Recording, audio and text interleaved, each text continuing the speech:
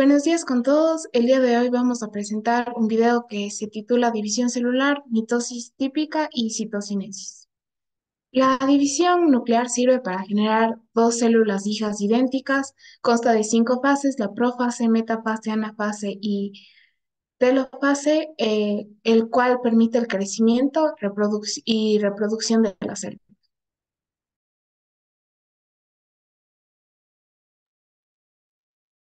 Listo. Entonces, en cuanto a la mitosis típica, esta consta de dos componentes principales: el aparato cromático y el acromático, y como es típica, no presenta ninguna anomalía, por lo cual consta de cinco fases, las cuales serían la profase de condensación, la prometafase de eh, maduración, la metafase de alineación, la anafase de separación y la telofase de división. La primera etapa que vamos a ver se denomina profase. Esta prácticamente prepara el escenario para la división de los cromosomas, ya sea eliminando algunas estructuras o construyendo unas nuevas. El primer proceso se denomina desorganización del citoesqueleto.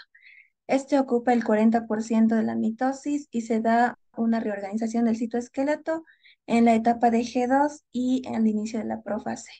También las células animales van a pasar desde una estructura que está prácticamente estrellada a una forma esférica.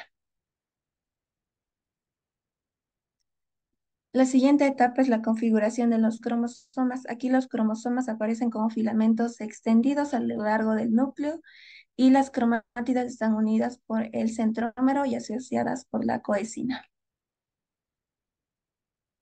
También se da la espiralización de las cromátidas, también se da la condensación de las histionas y se forma la condensina que espiraliza el núcleo filamento. A medida que progresa la profase, los cromosomas se acercan al borde del núcleo y finalmente se codifica completamente los cromosomas para continuar al siguiente proceso.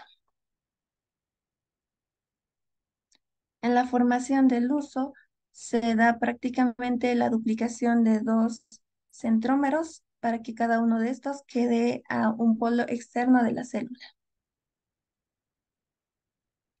Aquí podemos ver cómo se encuentran los centrómeros y prácticamente estos se van original del material denso pericentriolar y los microtúbulos son los que se van a desprender de estos extendiéndose a lo largo del núcleo. Ya, ahora tenemos a la fase de que sería prometafase. Esta es la transición entre la profase y la metafase. Comienza con la desintegración de la envoltura nuclear y el núcleo la termina de desintegrarse. En este caso, los microtúbulos que tiene pues van creciendo y se van a ir incorporando a las tubulinas desde los polos. Aquí va a haber un extremo negativo que va hasta el ecuador y un extremo positivo que es de la célula. Algunos de estos microtúbulos con uno de los cinetocoros se convierten en microtúbulos cromosómicos. En este caso existen desplazamientos de los cromosomas que van a ser ayudados por las quinesinas de los microtúbulos polares y por el crecimiento de los microtúbulos cromosómicos. Ahora tenemos la metafase. La metafase ocupa el 20% de la duración de la mitosis y en forma generalizada los cromosomas alcanzan el plano ecuatorial por acción de los centrómeros. Por lo que podemos ver también vamos a tener acción de la actina y la miosina que se van a concentrar en la placa ecuatorial. Tenemos que están dispuestos de forma radial en la periferia del huso y las tensiones se anulan ya que una cromátida está alineada con la consiguiente y lo mismo, por eso las tensiones se anulan. En cuanto a los microtúbulos, tenemos microtúbulos en los casquetes polares.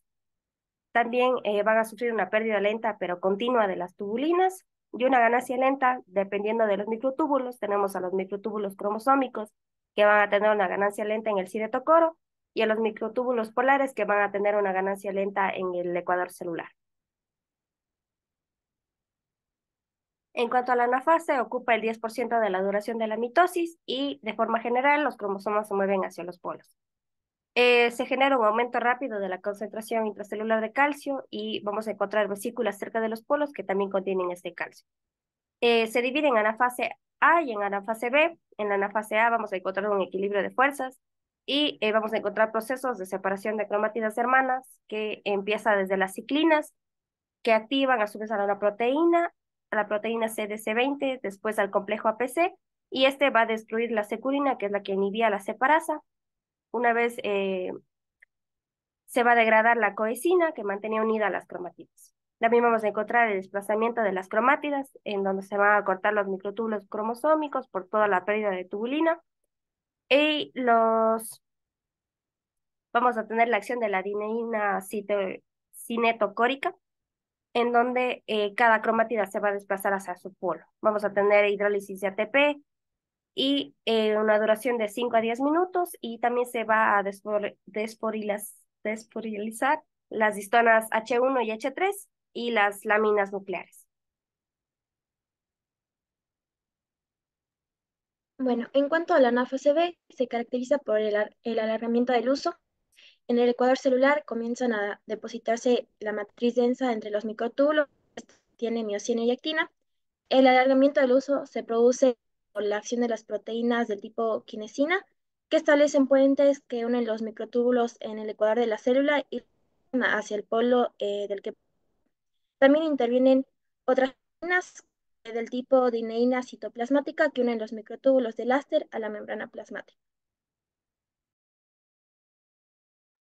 Bueno, la última fase que tenemos es la telofase. Esta va a abarcar el 30% de la duración de la mitosis. Su comienzo queda señalado por el final de la emigración polar de los cromosomas hijos. En este caso, los cromosomas empiezan a desenrollarse y se vuelven menos condensados. Los cromosomas se agrupan en masas de cromatina que van a estar rodeadas de vesículas y cisternas que se fusionan para formar la envoltura nuclear, y las láminas nucleares desfosforiladas se asocian y forman la lámina nuclear en general. Y los cromosomas quedan anclados en la lámina nuclear por los centrómeros y por los telómeros. Ahora, de manera introductoria a la citocinesis, sabemos que la citocinesis es el proceso final de la división celular y se da gracias el- a la división equitativa del contenido citoplasmático, y este es diferente tanto en las células animales como en las vegetales, ya que en las animales se da gracias al anillo contráctil de actina y miosina, mientras que en las vegetales se da gracias a una pared celular divisoria.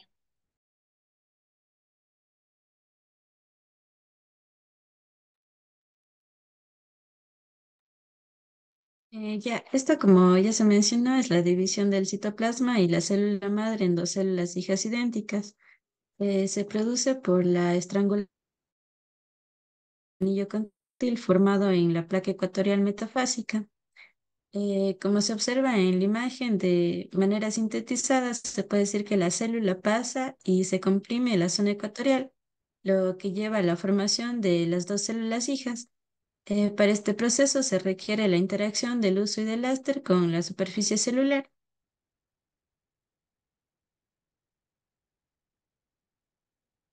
En cuanto al tema del anillo ecuatorial contráctil, se puede decir que este está compuesto por microfilamentos específicos, coordinado con los microtúbulos y proteínas, lo que desencadena el proceso de estrangulamiento ecuatorial durante la citocinesis en la célula.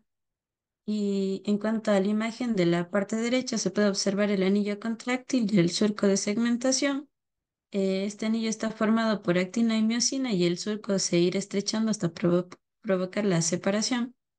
Este proceso muestra cómo la célula madre se alarga gradualmente y su región ecuatorial se contrae y está adaptado a una forma característica de reloj de arena. En cuanto a la interacción del uso con la membrana celular, en la anafase B se destaca el papel impulsor de los microtúbulos de luz y provocan el distanciamiento de los polos, por ende el alargamiento de la célula madre. En cuanto a la citocinesis en las células animales, la expansión de la membrana se da en la telofase y indica una expansión rápida.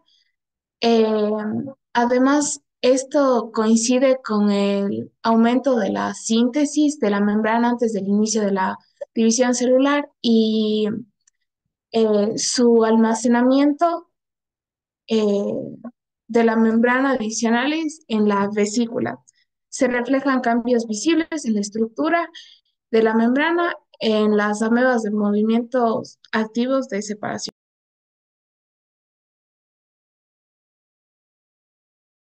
No, ahora en cuanto al control de la citocinesis, el mecanismo básico que gobierna la citocinesis es común en ambos reinos, tanto vegetal y animal. Por esto, la citocinesis se puede inhibir utilizando las mismas sustancias. El proceso obedece un programa de tiempo que comienza al comenzar la profase y se llevará a cabo en la telofase. Es decir, si el ciclo cromosómico es bloqueado en la profase, la citocinesis se lleva a cabo en el momento en que las células se encuentran normalmente en la telofase. Por ejemplo, en huevos de erizos de mar, si se elimina el núcleo, los centriolos y los ásteres continúan duplicándose y se completa la citocinesis, formando así células anucleadas, pero con citoplasma y centriolo. Y estas divisiones se repiten y cada ciclo genera un número doble de fragmentos celulares cada vez más pequeños. Bueno, eso sería todo. Si desean observar de manera más profunda el mapa que subo al principio, el link se va a encontrar en la descripción.